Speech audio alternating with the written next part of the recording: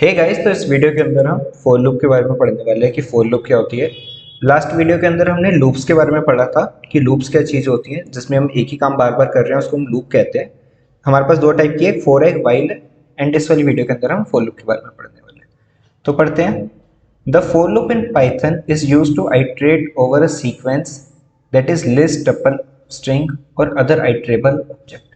तो आइट्रेशन का मतलब होता है कि एक ही चीज़ को बार बार करना।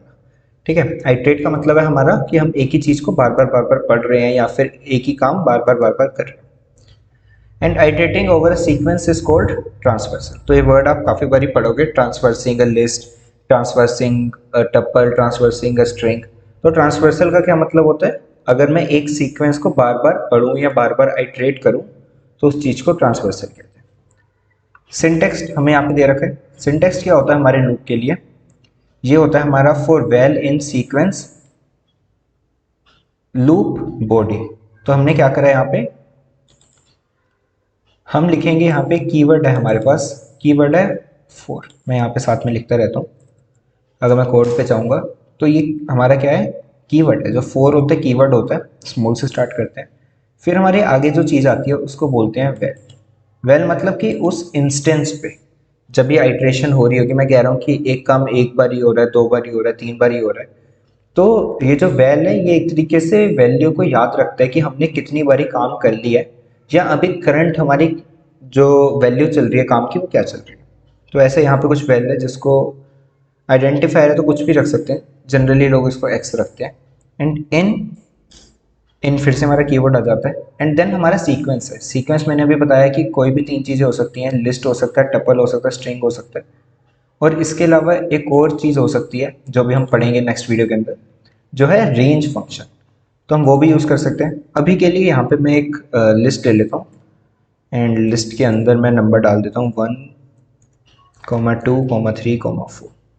सो ये मेरी लिस्ट बन गई है। एंड हमने लिखा है फॉर एक्स इन, एंड ये हमारी लिस्ट है 1, 2, 3, 4। लास्ट में कोलन लगाना इंपॉर्टेंट है। कोलन क्या होता है?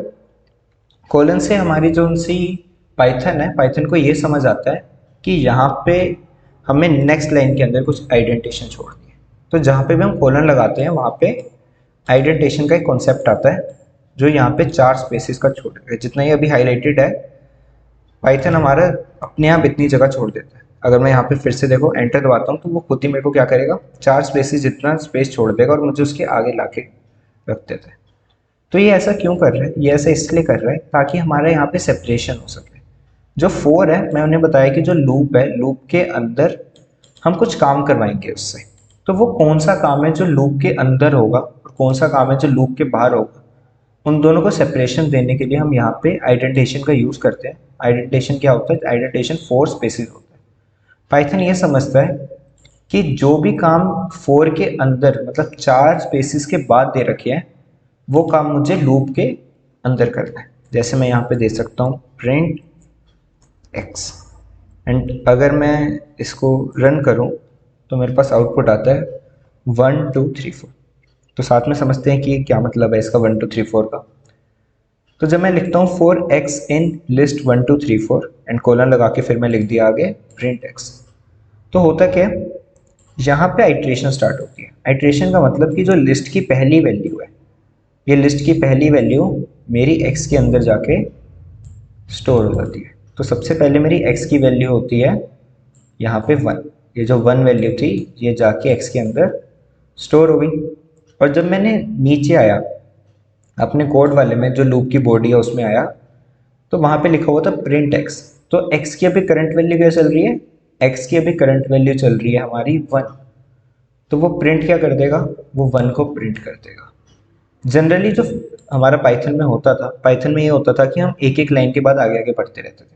लेकिन लूप्स में क्या होता है, जैसी लूप बॉडी अपना एक काम करती है, यहाँ के बाद वो ना कि नीचे वाली लाइन पे जाके, मतलब इसमें इस वाली लाइन पे जाके थर्ड लाइन पे वो ऊपर जाती है इस वाली जगह पे। पहले x की वैल्यू क्या थी? ये 1 थी। अब x की वैल्यू हो जाएगी यहाँ पे 2। तो अब x की वैल्यू अगले आइट्रेशन पे या अगले इंस्टेंस पे 2 हो जाएगी।